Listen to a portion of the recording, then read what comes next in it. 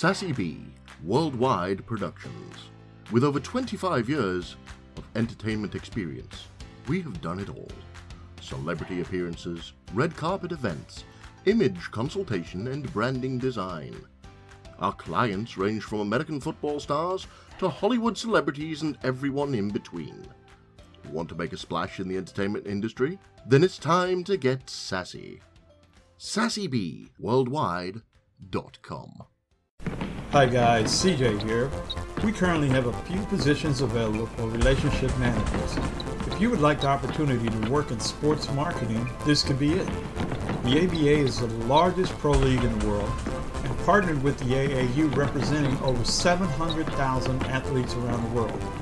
Building business relationships and helping bring new audiences to every business we're working with is the goal. We're not limited to one state or region.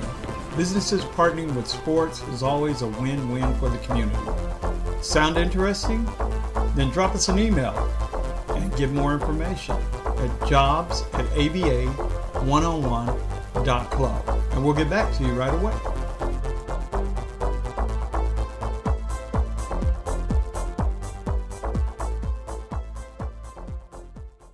You're listening to ABA One-on-One Podcast.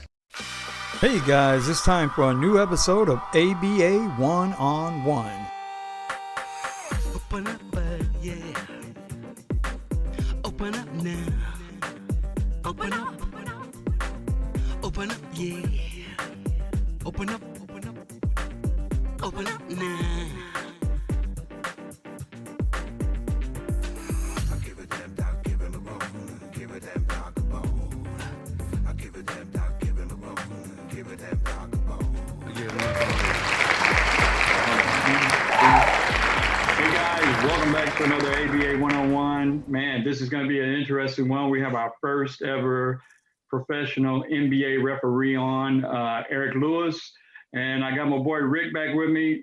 Brian might be joining us a little bit later. I know he's coaching still in Melbourne. They got these big camps going on. But Rick, welcome to, Rick, Eric, welcome to ABA 101, brother. How are you, man? I appreciate it. Thanks for having me.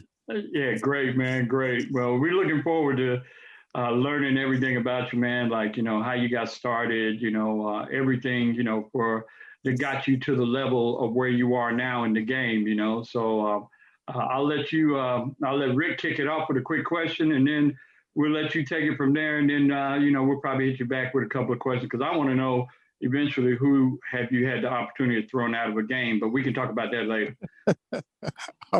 Okay. Yeah. Eric knows. I know Eric pretty well. Know his background, so I'm pretty feel pretty fortunate, to call him my friend. And where to go? Story. I go to Houston Rockets training camp last year or 2 years ago. The years all running together now with this COVID, and go to their exhibition game against the Shanghai Sharks in the arena. And first person I run into is Eric. Wow. So, that's true. Yeah, that is true. Wow. Anyway. Pretty awesome. Yep. But I was watching the game last night, Utah and Phoenix. Yes. And I thought, holy cow, that looks like Eric. So I zeroed in, and sure enough, there he was doing the Utah-Phoenix game last night. So Yep. Yeah, Rick texts me on that. He goes, "Hey, Eric's on right now." I'm like, "Oh, wow." Exciting game, too. It's very exciting. Yeah. Even for the referees, it's exciting, right, Eric? Oh, yeah. Get into the games, too. Yeah, they've had fans there, which increased the intensity of the game and, emotions of the players. And it kind of makes them play harder. And then you have, team one versus team two out of the West, and both are trying to make a statement. So, that game was, when you walked out on the floor from during the warm-ups, you can see there was no playing around. They meant business, and they came out and played that way. So that was like a semi-playoff game. Wow. The atmosphere. Yeah. Wow. Yeah, it's unbelievable. But, I want to go back a little ways farther, a little earlier in your life. I knew when you were at Mainland, that proud tradition of the Buccaneers. And I told CJ about all the players that have been through Mainland. Oh, Although I yeah. have no affiliation with Mainland, other than when I was at Bethune-Cookman, I followed Mainland. I've always followed them pretty close, and they're kind of the elite. They are what the standard everybody else is trying to get to. Correct. Yes. Yes. From football and basketball, we were highly recruited out of there. Many schools, but mostly this, the state of Florida schools like University of Florida and Florida State. Florida State was really big with us, basketball and football wise, and some baseball. So that whole Volusia County area was more Florida recruited wise than out of the state when I was there. Wow. Now it's much different. Yeah. Much Wow. different now. So Yeah. Well, played basketball there. Yep. The Vince athletes that Carter, went through that place is incredible. Vince Carter is the most widely known because of his athleticism and being able to, dunking but we've had several players, prior to him in the NBA and NFL. So it's a tradition there. When you go there as a coach there, like you come in here to play, not mess around. Cool. Yeah, that's very true. Well, I want to ask you, man, when you were there, when you were younger, were you more focused on trying to become a player, or did you just say, no, I want to be on the ref end? No, like every player, we all think we're NBA talent. And then at some point reality kicks in when you reach that, level. And I know that feeling. So you reach that level and you realize, I had a chance to go like try the CBA teams and stuff like that, which I turned down because, I'm a small town kid and I didn't know anything about going to North Dakota or South Dakota to play in the CBA. Right. But I think thinking back, if I was a little bit more educated on it, I probably would have tried it. And even overseas, I wasn't going overseas. And nothing against overseas. I just wasn't, that educated on it. And so I just chose to stay home and mess around and play on traveling teams. We would go travel. And that's how I got into officiating because there was a referee that remembered me playing. And he's like, man, instead of coming out here scoring 30 in these travel leagues, you need to come, score 30 on the referee side and make you 30, $50. And just to do it locally high school. And he said, you know the game, got a high IQ. You do really well. So that's what I did. I promised him I'd go to a camp that they were hosting right in Daytona Beach at Embry-Riddle. And I went to that camp thinking, it's a funny story. He gave me an application for the camp and the camp was in June. So let me see, January, February, March. I want to say like April is when he gave me the application. He said, I'm gonna give you this application. And he goes, promise me you won't throw this away. I said, I promise. So being a young kid, I took the application, I went home and just threw it on my dresser. And I promise you, I did not look at the application again until I was cleaning up my room in June on the day that the camp was starting. Wow. How ironic was that? So I'm cleaning up my dresser and cleaning up my room because it was a Sunday. And on Sundays back then, we would play in the park. You would play in the morning at the recreation center. And then in the afternoon, in the evening, you play at the local park. So when I finished playing that morning, I came home, showered up, started cleaning up my room.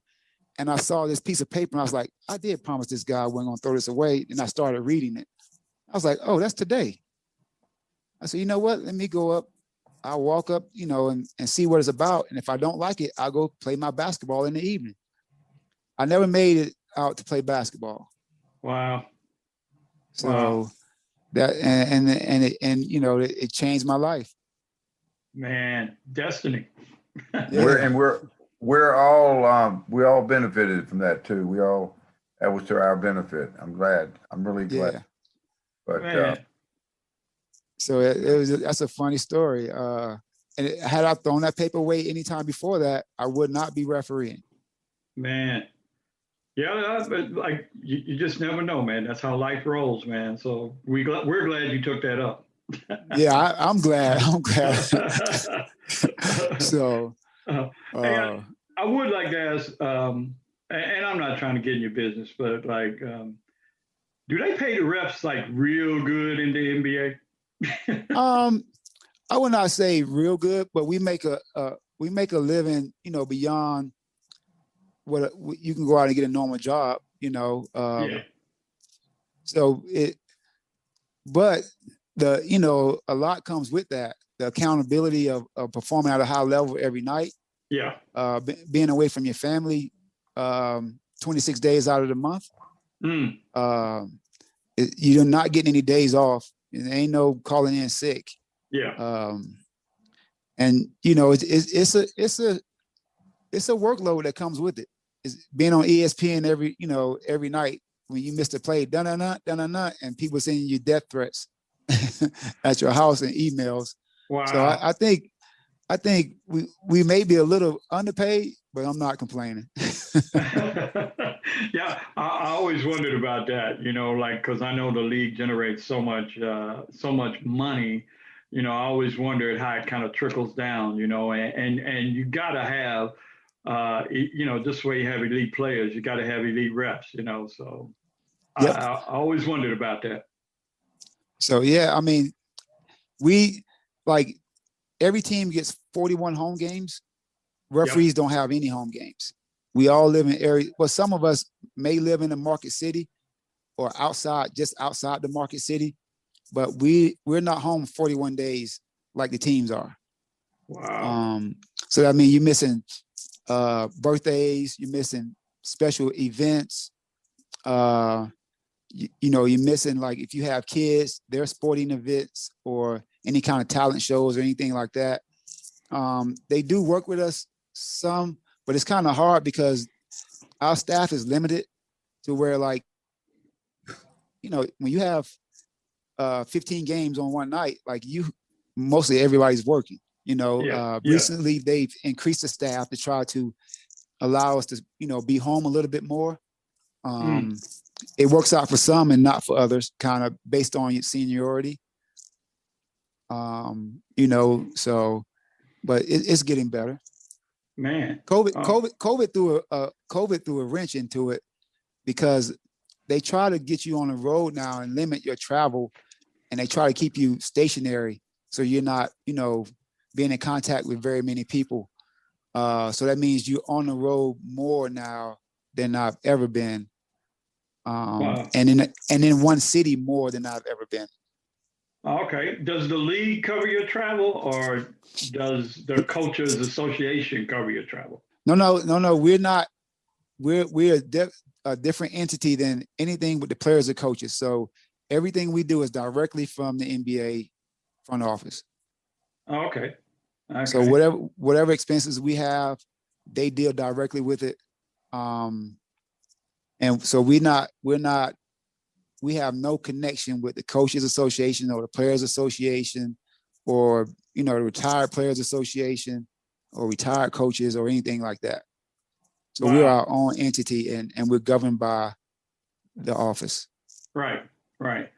Okay. Yeah, you guys are definitely under the microscope. I'm telling you, it's one of my favorite lines. I used to joke with people when I go to games and stuff. And a lot of times I've met a lot of referees at NBA games because I go to a lot of Magic games and just sometimes some Heat games.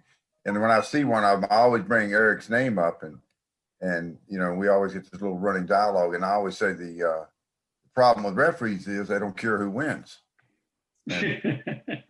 And once that sinks in, it starts laughing. They start laughing. They think, so at first they think I'm getting ready to get on them, say something negative about them. I said, no, y'all don't care who wins. And it got Joey Crawford's one I told it to, Eric. Yeah. But that is based on each team. That's the problem with us, that we don't care that their team is winning. but I think that's but Eric, referees are just like players and just like coaches. Coaches probably more than players. There's bad apples and good apples, and you try to weed out the bad apples, but it's always like I said, you're always under that scrutiny, under that microscope. Well, what was about that? What about that call? Tell me what you think about the review, about the talking about the players. Ever look at go back and look at plays and changing plays and all that. Well, I mean, far as like how we go about our work ethic, we review every game that we officiate, and we watch games. Like I'm watching the Lakers Miami game now, watching my my coworkers, and we learn and we try to get better every day. Like what people don't understand, referees are very competitive. I don't care what level it is. They want to be better the next call or the next game. And the last thing they want to do is impact the game in a negative manner. So, I mean, that part is the most like addressed area for referees. Like we don't want to impact the game. And if we have a situation where we impact the game in a negative manner, like that doesn't go away. That's like missing a game-winning shot for us in the final game. Like that haunts us, you know, and that, like those moments, we relive those. And if we had a genie in a bottle, we probably, you know, rub that bottle and go back to that moment and do something different, you know? Hey, I want to ask you too. Have they? Sorry, Rick. I may have a little bit of delay on there, but hey, are there, since you've been in the league, have there been any rule changes that have affected your style of repping, where you just said this is dumb? No, I wouldn't say that, because the thing about our rules, they're geared toward the athleticism of the players. Yeah. People think it's entertainment, which, I mean, every sport is entertainment. Basically, you go to a high school game to watch, then, you know, even though you may have a son or a daughter playing, it's entertaining. But like our players, so everybody complain about traveling, right? Mm-hmm. Our traveling rule is totally different than high school and NCAA. And the reason being is you have a 6'8" guy going 30 miles an hour and he's carrying 40 pounds on him. He cannot adhere to an antiquated traveling rule. You have to give them the ability to stop, or you know what? You wouldn't have many players playing. They'll tear something up, ACL, ankle, knee, because you just can't stop on a dime like that. Are you actually making an excuse for that 4-step rule that they have nowadays? No, we don't have 4 steps. We don't have 4 steps. Well, it looks like it during the game. Yeah, but the thing about it is our guys are so big. Like you take Auden Kupo, he can pick the ball up at midcourt, take 2 steps and dunk. And everybody goes, that's 4 steps. Nah, it's not 4 steps. So if we break down any film, of course you're gonna find travels, but when you watch, I can show you all the times you think it's a travel, and I slow it down and I show you the steps, and you go, you're right.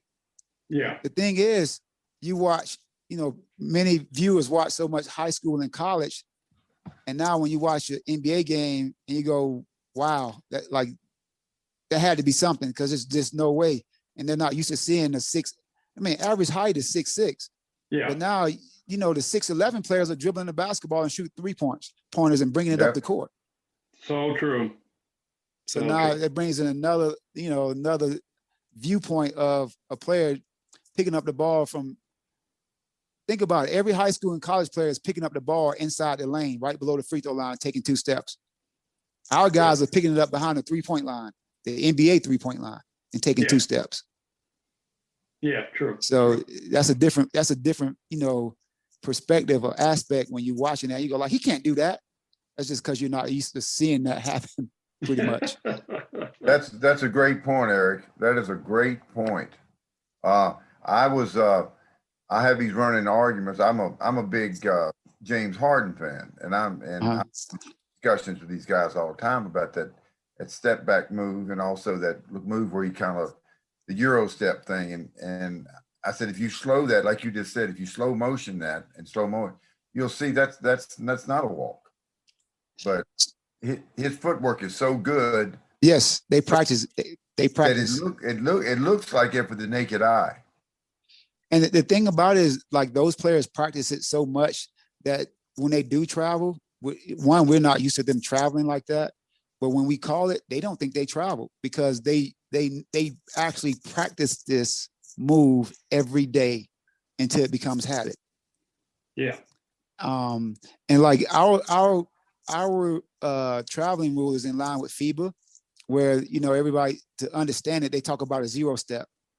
So once a player establishes a pivot foot on a moving player, it all depends on when the gather ends or starts, or when the dribble ends. So when the dribble ends and the gather starts, that planted foot is a 0 step. From there, they get 2 steps. Or even when you pass me the ball, I get 2 steps to come to a stop. So when you see a guy catch the ball and he go 1-2, you go like, that's traveling. In the NBA, that's not, because of the speed and the momentum of the players allow them to try to come to a stop. Right. Now, when I'm on the post or I'm standing still and I have possession of the basketball, I get 1 step to pass or shoot, and that's the same across every league. Yeah. And people used to call it the Michael Jordan rule, but they don't understand that Kareem Abdul-Jabbar was doing it and George Mikan was doing it. George Mikan was doing so much they had to widen the lane to stop him from doing it. Yeah, he and Will Chamberlain. Right. They would step outside the lane and 1 step. But think about it. That traveling rule was when they had rovers and they had 2 players on each end of the court, and you were allowed 2 dribbles, which with 2 dribbles, there was not a lot of movement. And 1 player was a rover, which they went back from each end of the court where it was 3-on-3. Yeah. So that traveling rule is still hadn't really been changed since then. But I think with the players now, even in college, they need to make some adjustments to compensate for the speed of the players now, because it's no more like we got more 3-pointers, we got more fast breaks. You're talking about teams are putting up 60 shots from the 3-point line alone, and if you look at the fast break points, they've doubled since we had like the front set offense and the zone defense is just totally different now, and they just need to adjust some of the rules with the athleticism and the technology that the players are using now to get better. Yeah. Well, I tell you, I think the block charge call, although that's a lot of it it's controversial, I think that's got to be the hardest call. And you correct me if I'm wrong. I think that's got to be the hardest call in all the league of basketball. I don't think it's the hardest. It may be the most inconsistent. But I think for us in the NBA, out of bounds and basket interference goaltending is the hardest call for us. Oh, really? Yeah, that's the hardest call, because think about it. When the ball gets passed through the middle of the lane, it touches so many people and then it goes out of bounds. You're trying to figure out who touched it last. Yeah. And that's why, like, really the review was in place, and it started with out of bounds as far as review, because it's so hard to see who touched it last. And then we referee the defender so much that when they shoot the ball, we don't follow the ball up in the air. We follow the defenders and rebound, and we're trying to get to the next action area. And then next thing you know, the ball is being swatted, and you go like, did that hit the rim? Was it on its way down?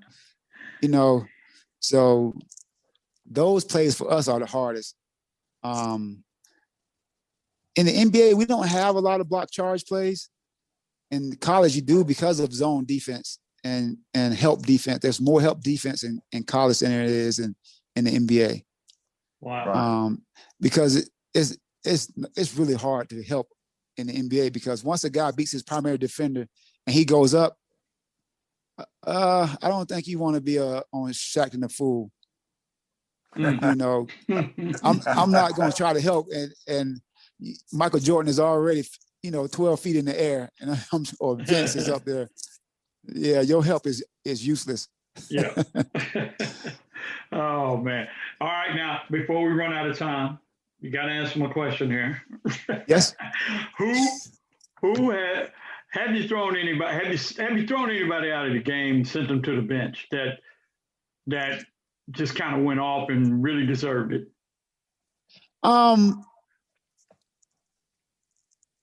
gonna be honest. In the last couple of years, as far as me, Yeah. And because of the relationships I've built with players, over the years, and my status of being a finals referee, Yeah. they do not approach me in that manner. If I throw them out, it's because they're interacting with each other in a manner that's not fitting for the game. Yeah. Yeah, I watched some of your video. I do see a lot of players and coaches have words with you. Like they're not angry words. They always, try to speak. Yeah, we speak in a competitive language to each other. It's not always nice, but we understand each other and we move on.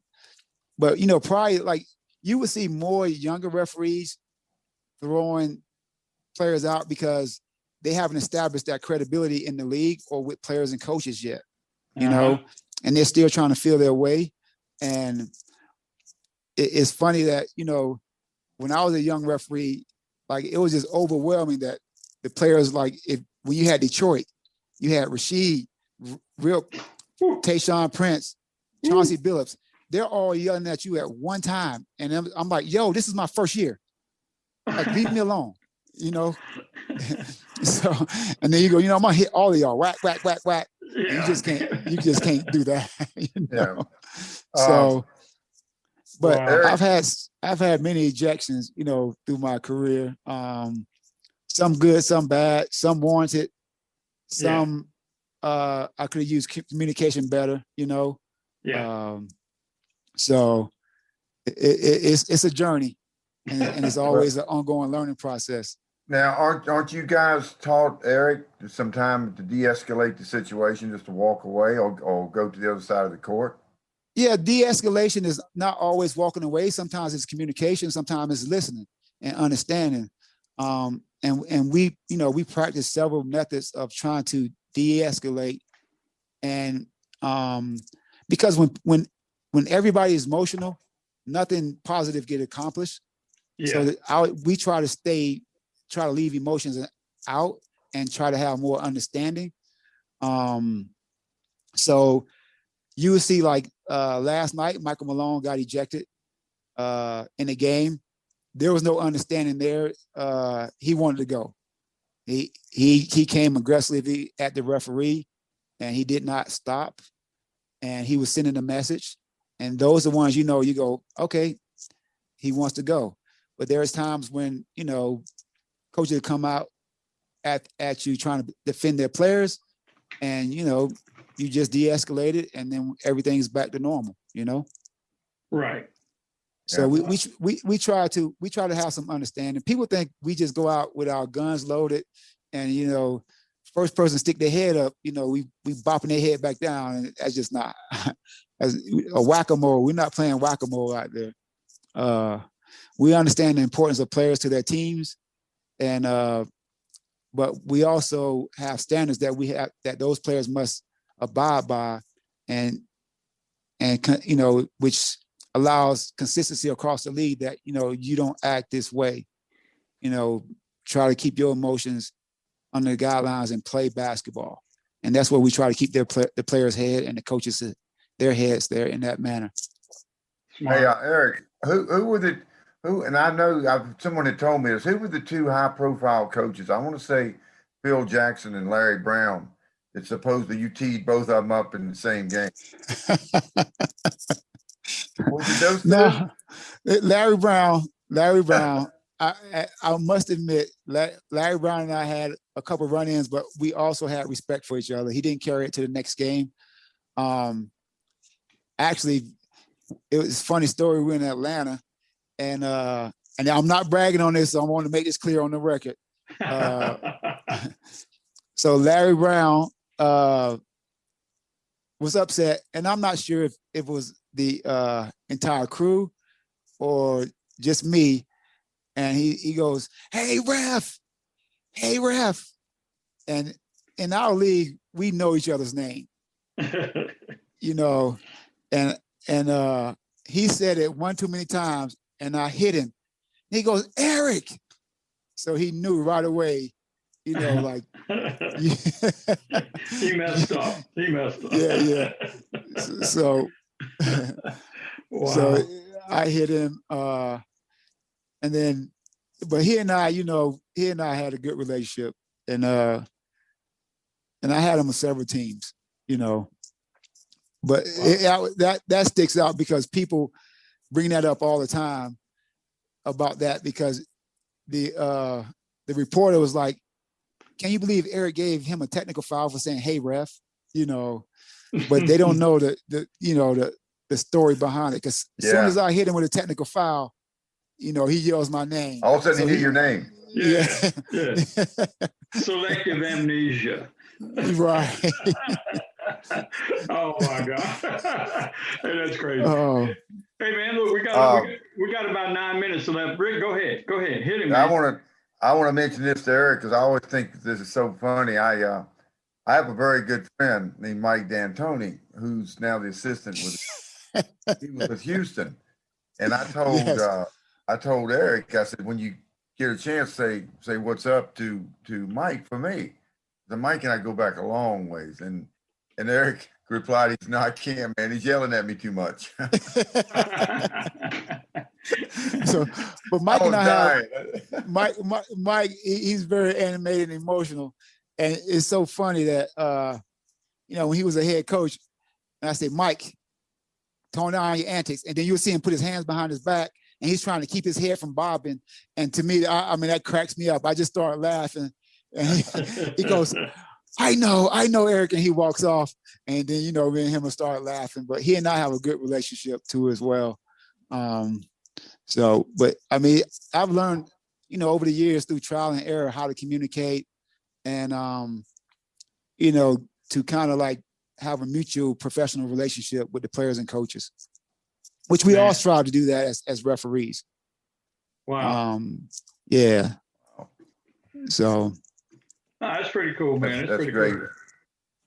Yeah, hey, you're giving me an idea for a new segment, man. We could be catching you after a couple of days after the game and review the game. Yeah, we would do that. We break down the film. Yeah, that'd be pretty cool, man. Like this. So I'll give you a quick day of what we do. We get in the night before, depending on the time of the game. If there's an early game, we probably meet the night before and go over our game plan for how we're going to attack the game. Because we see the teams and players so much, we know their style of play. So we try to talk about how to maximize our positioning and our areas of coverage so that we, when we make a decision, it's a correct decision where we make a call and not make a call. We talk about how to be a team and try to, work together as a team instead of as an individual, so we can be effective as a crew. Then we go over film and we go over new protocols or anything that happened previous between the two teams and talk about how to better manage the situations and the competitive matchups. The day of the game, we meet for lunch or breakfast and we go over and try to, reiterate things we talked about last night as well. And then, we get to the locker room an hour and a half before the game and we go over some things or maybe something that developed, from the last time we saw each other.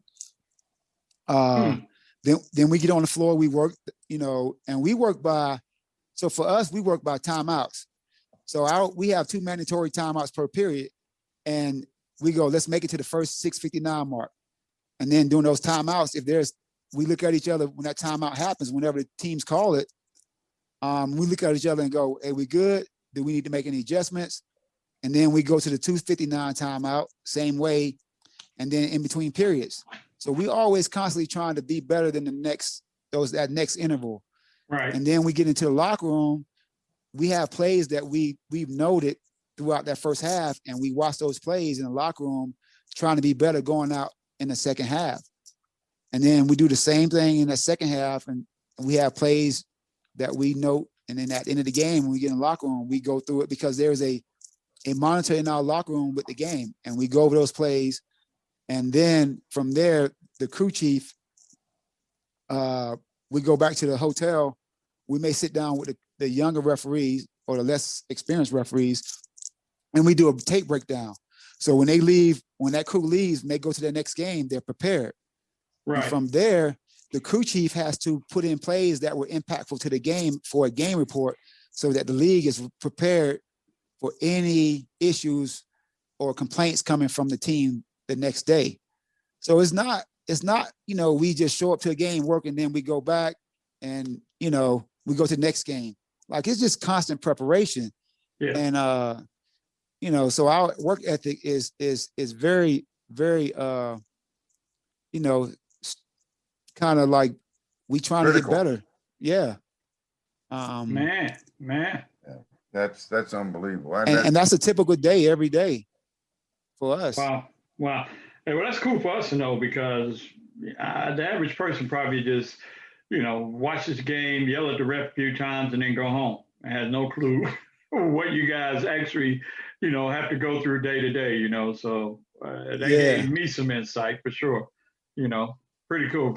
But hey, man, look, we're gonna have to start wrapping it up. But hey, I definitely want to thank you for giving us some of your time. I know we've been trying to catch you, but every time we got you, it was like you had to go to another game or you had to go to another game. So we get it now. We get it now. Now I understand. Yeah.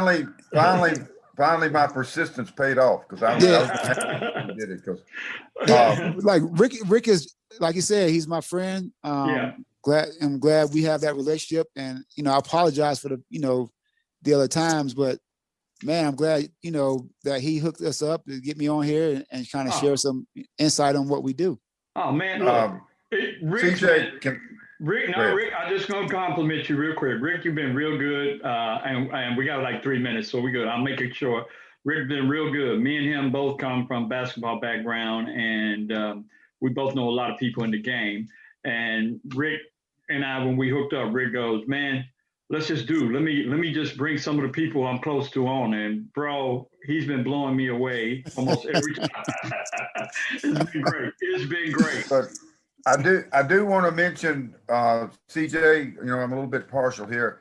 Eric's probably not going to say anything. His wife just became a head coach at George Mason. Yes, she did. Wow. Congratulations to her. Wow. Yeah. Oh yeah, that's big. Oh man. I don't know how much time we got left, but I did want to mention it. We got 2 minutes. 2 minutes. Got 2 minutes. Eric's wife interviewed me one time. She was the head coach at Mount St. Mary's in Washington, up around the Washington D.C. area, Emmitsburg, Maryland, and she bought an interview. I didn't take the job, or she didn't offer. I can't remember which, but anyway, I always had that bond with her, and then her and Eric got married, and I thought, man, I gotta be a little small piece in this. There you go. Oh man, yeah. That's awesome. So now y'all have to support George Mason. Oh, you absolutely. Have to. Oh, don't worry, bro. Don't worry. We will. Yes. Deal. We might even need to get her on the show. Oh, you would love her. Let's hook that up. Oh man. Yeah, I'm going to do that. That. See, let's do that. I'm always thinking. Yes. All right, guys. Hey, man, Eric, thank you, man. It's been real cool. And yeah, appreciate it, CJ. We'll do it again for sure. I guarantee you. And Rick, as usual, bro, I don't even need to tell you. But it's great having you around, and let's try to keep this puppy going as long as we can. Any way I can be helpful, just let me know. All right, man. Appreciate it. And we like thank Eric, everybody. Thanks to you, man. Thank you, Rick. And thanks to your family. All right, and thanks everybody for checking in and listening and checking us out here on ABA 101. Everybody have a good weekend. Take care, guys. Peace. Yeah, appreciate it. Be safe. Yeah. All right. Come explore the No Strings Attached e-news online magazine. Our global array of authors inspire, delight, and educate with practical and entertaining articles. And with Focus On, we help producers of film, web series, and other video content attract a wider audience. Plus, your project can stream on Roku, Apple TV, Fire TV, and more with our media partners E360 TV and NETV. No Strings Attached e-news, focusing on human interest. Advertising available, nsaen.com. The American Basketball Association is the largest pro league in the world. Some great opportunities for team ownership are available, and the cost may surprise you. If you've ever thought about team ownership in a pro league, give us the opportunity to help make it a reality. Reach out to us for more info. For USA teams at www.abaliveaction.com. In Australia, go to www.abaleagueaustralia.com. Well, that's going to do it for this week. Remember, you can keep up with every episode by subscribing via our website. Follow us on social media and tell your friends about us. Next week, new guests, more basketball tips, more basketball stories about the game we all love. Till then, be safe and keep your eyes on the ball.